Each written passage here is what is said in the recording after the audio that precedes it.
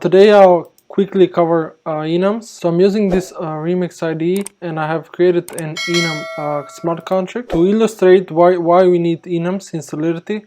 Let's say you want to define a string variable in Solidity where you want to save a weekday.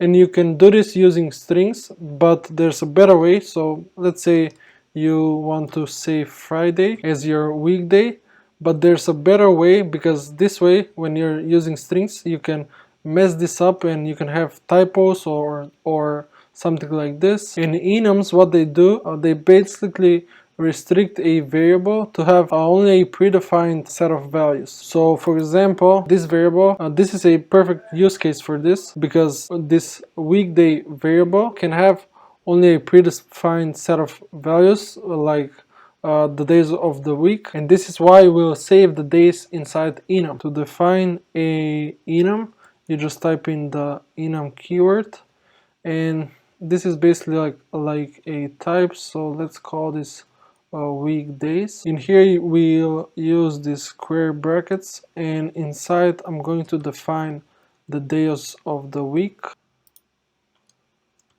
And now you can create a variable of type weekdays, and that's going to only be able to have values from Monday through Sunday. So now we can create a value of type weekdays. Let's call this today. Let's make this public. And how do you assign a value to this weekdays variable? So you just access the actual type, which is weekdays. This is the name of the enum, and then say just dot and the day you want to, or the value you want to assign. And if we were to return this value inside of a function, you'll get a value which is the index of these values that we have here, starting from 0. So Monday is 0, etc. Actually, we already have a function which is today.